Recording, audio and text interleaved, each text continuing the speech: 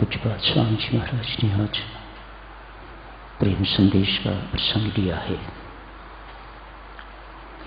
ऐसा संदेश जो प्रेम पूर्वक भेजा गया है, प्रेम संदेश।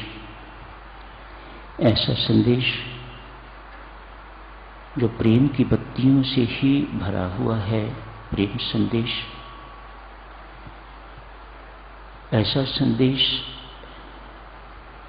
जिससे परमात्मा के हृदय में भी प्रेम उमड़े हमारे प्रति, प्रेम संदेश। कई सारे अर्थ साधकों प्रेम संदेश के लिए जा सकते हैं। प्रेम से ओतप्रोत संदेश स्वामी जी महाराज ने परमात्मा के श्री चरणों में भेजा है। मैसेज, संदेश अर्थात मैसेज। भक्त उदासी का संदेश भी भेजते हैं, भक्त असमर्थता का संदेश भी भेजते हैं, भक्त उल्हानों का संदेश भी भेजते हैं। इस प्रकार से कई प्रकार के संदेश एक प्रेमी भक्त परमात्मा को भेज सकता है। स्वामी जी महाराज ने प्रेम संदेश चुना है। ऐसा संदेश जो प्रेम पूर्वक भेजा गया है, ऐसा संदेश जो प्रेम से परिपूरित है, ऐसा संदेश जो प्रेम से ओतप्रोत है। हमारी तरह के संदेश नहीं हैं जो हम भेजते हैं। हमारे संदेश प्रायः स्वार्थपूर्ण संदेश होते हैं। स्वामी जी महाराज के सारे संदेश निस्वार्थ संदेश हैं।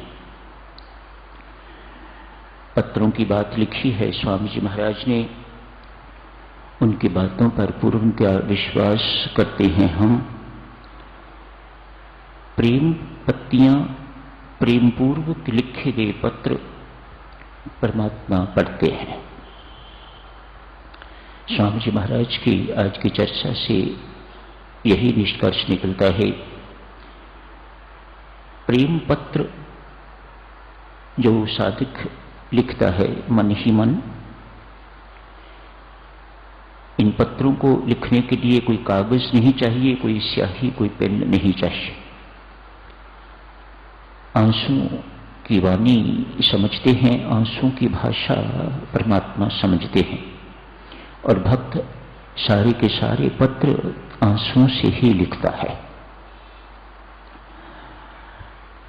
स्वामी जी महाराज लिखते हैं, परमात्मा इन पत्रों को रिसीव करता है। उनकी बातों पर पूर्णतया विश्वास कीजिएगा।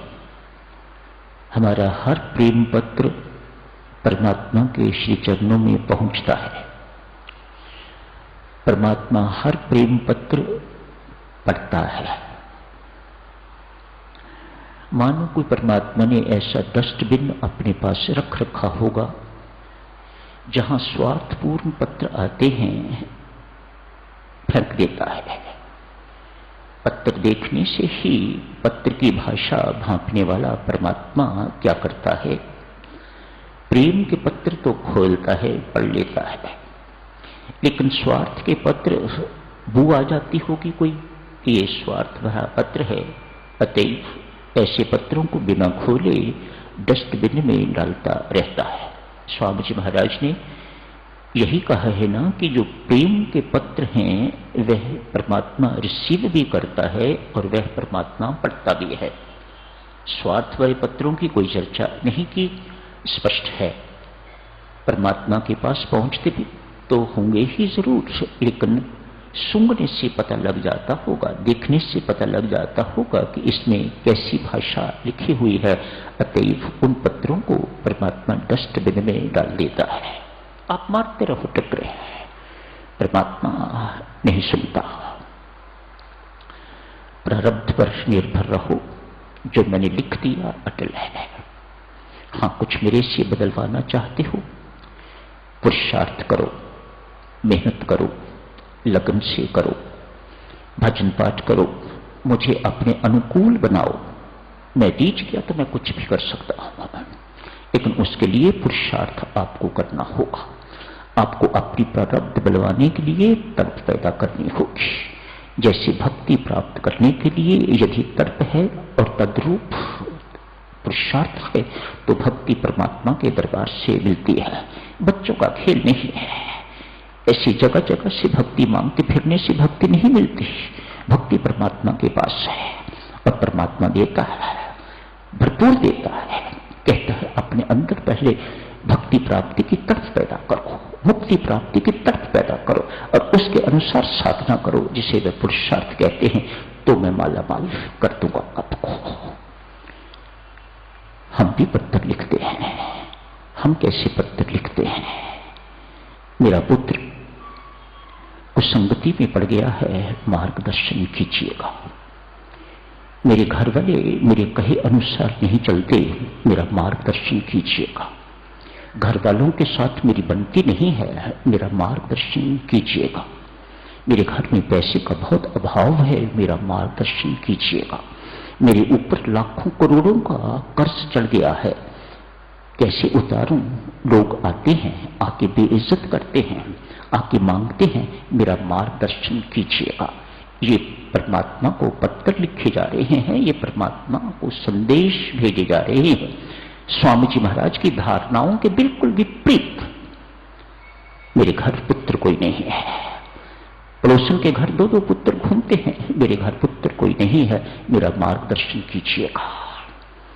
मेरी पुत्री मंगलिक है, उसका विवाह रुका हुआ है, मेरा मार्गदर्शन कीजिएगा।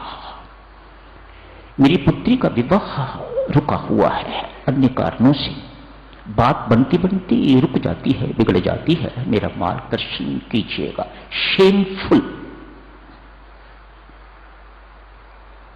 पर क्या करें? इन उलझनों से निकलना कोई आसान है।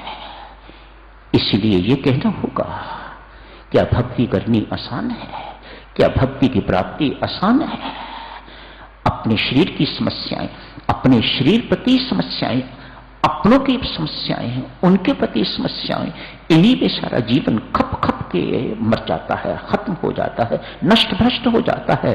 और जिस लक्ष्य की प्राप्ति के लिए ये जीवन मिला हुआ है बर्बाद हो जाता है, वह उस लक्ष्य की प्राप्ति नहीं हो पाती। स्वामी जी महाराज आज पत्र लिख रहे हैं, भगवान के श्री चरणों में प्रेम संदेश, पत्र वाहक, पत्र के माध्यम से संदेश स्वामी जी महाराज भेज रहे हैं।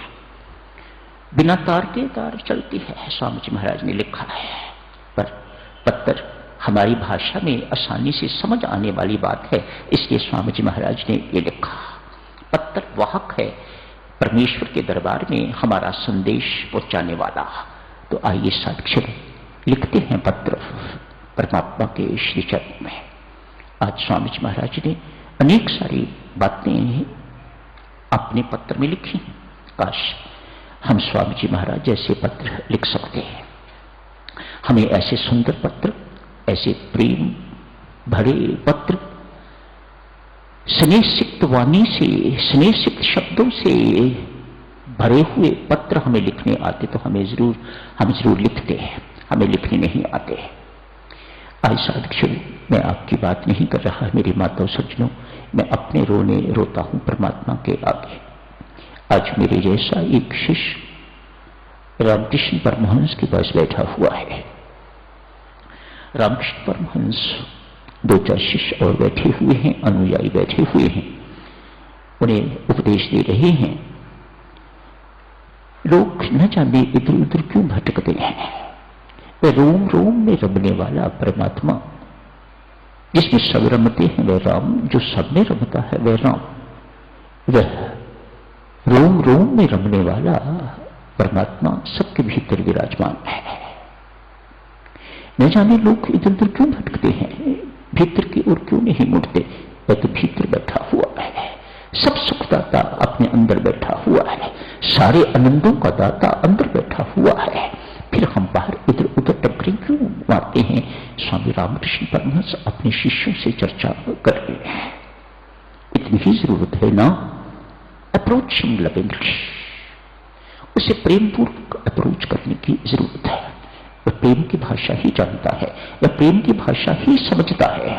संसार जब स्वार्थ की भाषा बोलता है तो वह परमात्मा समझता नहीं है, भोला बन जाता है, अनजान बन जाता है। मुझे भाई ये भाषा समझ नहीं आती, मैं एक ही भाषा समझता हूं, वह है प्रेम की भाषा, वह है भक्ति की भाषा, आंसू की भाषा। ये भाषा मेरी समझ में आती है। आप जो भाषा बोलते हो मैं वह समझता नहीं हूं, इसलिए मेरी और आपकी बनती नहीं। क्यों? जो आप कहना चाहते हो मैं सुनने के योग्य नहीं हूं, मुझे मेरे अंदर वो योग्यता ही नहीं है कि मैं उस भाषा को सुन सकूं। मेरी और आपकी, संसारियों को कहते हैं परमात्मा, मेरी और आपकी इसलिए बनती नहीं है। संतों के संग है मेरा लेना देना, उनका व्यापार, उनके साथ है मेरा व्यापार, उनकी भाषा मैं समझता हूं। वह क्या भाषा कहते हैं, वह निस्वार्थ भाषा बोलते हैं, उनकी भाषा मैं समझता हूं और वह मेरी भाषा समझते हैं। इसलिए मेरी उन भक्तों के साथ ही बनती है, मेरा लेन देन उन भक्तों के साथ ही है। प्रेम पूर्वक परमात्मा को अप्रोच करो। व्यक्ति कहता है, ठाकुर आप कहते हो प्रेम पूर्वक परमात्मा को अप्रोच करो, आप कहते हो भक्ति पूर्वक परमात्मा को अप्रोच करो, आप कहते हो अपने आप को परमात्मा को समर्पित करता हूं। मेरी दुविधा है, मुझे प्रेम करना नहीं आता। जेन्युइन साधक है, साधक जनो, सत्य बोलने वाला है, साधक है, ये हर एक की वश की बात नहीं है। प्रेम करना हर एक को नहीं आता। आपको आता है, इनको बेचारों को पता ही नहीं है प्रेम क्या होता है। ये प्रेम बटोरना जानते हैं, प्रेम देना नहीं जानते। और प्रेम देने की चीज है, मांगने की चीज नहीं है। सुख देने की चीज है, बांटने की चीज है, मांगने की चीज, चाहने की चीज नहीं है। इन्हें सुख चाहिए, अतएव ये प्रेम करना नहीं जानते। आप प्रेम करना जानती हैं, आप सुख देना जानती हैं, आप सुख बांटना जानती हैं।